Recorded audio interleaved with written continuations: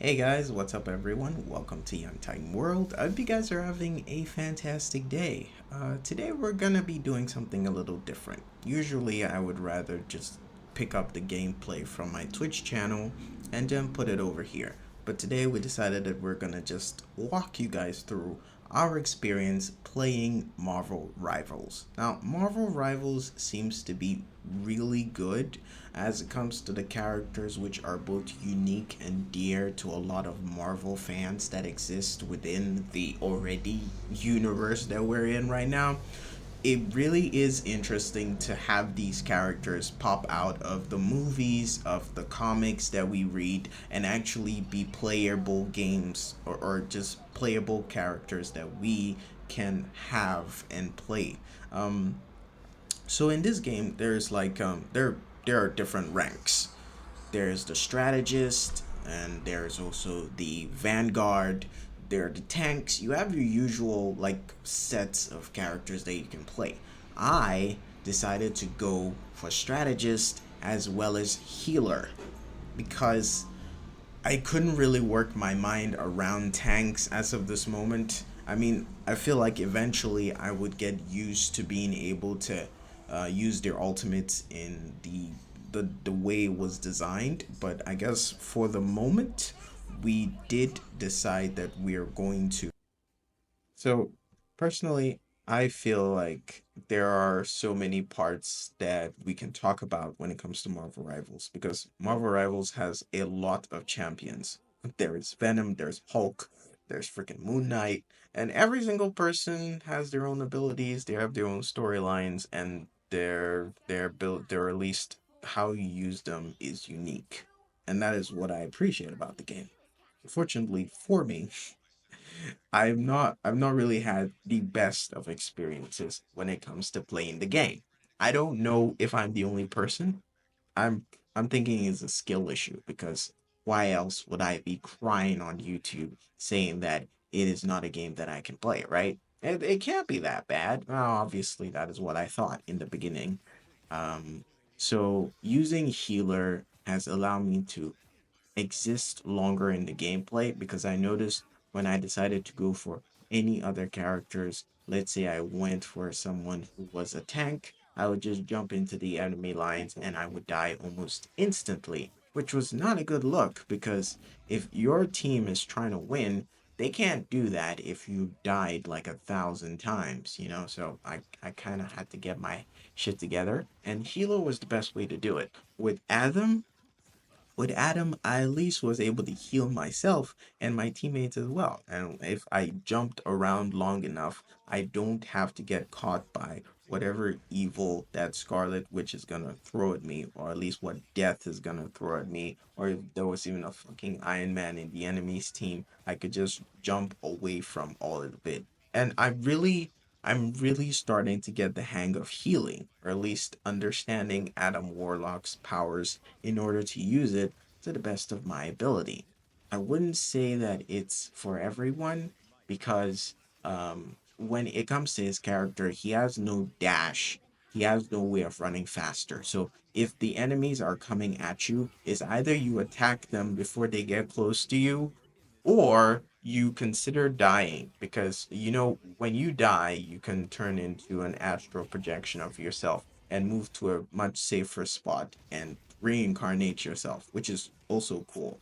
Um, but I would say that out of the champions that I've played so far, he grants me the ability to stay in the game the longest. Iron Man, I would die as soon as I cast my ultimate. Venom, he seems to be for those that are okay with being ridiculously tanky and also okay with like damage and stuff like that. But at least when it comes to mobility, Venom does not have an issue. He's great. He's amazing. Same thing with Spider-Man. It's just that when it comes to me, I feel a lot more comfortable when I have a champion that I can use for long range attacks, and I also don't have to die immediately, which is why even in League of Legends I play Ari because Ari, she's got powers to also like heal herself if she attacks people, or at least uh you if you decide to go for the heal item, you can heal yourself. Easy peasy. But yes, but here are some very important things to know when it comes to Marvel Rivals. Okay, so we're gonna go through 5 tips to improve your gameplay in Marvel Rivals. Now, if you've started it, your first impression is like, I want to go with my favorite champion. Don't be too sure because your favorite champion could be someone else's favorite champion. So you always have to have a wide pool of champions that you can select from. It's pretty much the same thing with League of Legends. If you don't get your champion, you're always gonna have a substitute. So the first thing you need to do is master your hero. Now you need to focus on a character that matches your playstyle and learn abilities and mechanics that deal with them in depth to maximize their effectiveness. It's very important, especially when you are in a lobby with other people who probably are against whatever champion that you're going for. It's like how I hate Iron Fist. I hate Iron Fist with a passion because that dude is evil. I can't explain it enough. It doesn't even matter whether it's a different person playing the game. It's like every single person who mains Iron Fist is the devil themselves, and I hate them. If you ever see a person like that, tell him I said just just flip for my sake. Just do that. Anyways, the second thing is to prioritize teamwork. You need to coordinate with your teammates to create combos and control the battlefield strategically. Because as the game paces go on, at least what I find very interesting with Marvel Rivals is the fact that you have so many different settings. You can go to Asgard, you can go to Wakanda, you can go to that Hydra base, you can go to Null's backyard. There are different places, and I'm almost certain that they will keep changing this or they'll keep on adding new settings, new environment. So it is very important to use that when you're trying to prioritize your teamwork so that you can, max out the best. All right. Uh this is actually going to flow into the next thing I want to talk about, and it's about the environment. As I said before, there are so many different places where you find yourself, and the settings are different. I think what usually was a problem for me was that I didn't know how to maneuver any of the new places they put us in. It was a new place, even if you wanted to find a place to hide, before you know it, you walk right into the enemy champion and they kill you before you can do anything. So it is very important to really understand it. Maybe during practice, you could go through the environments by yourself, try and see where you can hide, where you can cast your ultimate, and it would be able to benefit your entire team or just wipe out the entire enemy team because it always helps. It always helps to do that.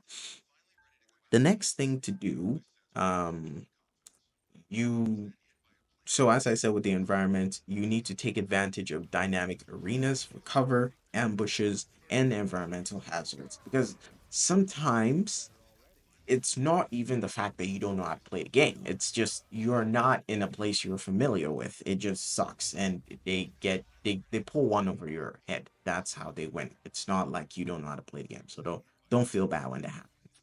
Um, the next one is adapt with builds. Now, experiment with different gear and abilities, as well as combinations to optimize your team setup. Now, what is very interesting about Team Rivals is that you can have different levels of combos.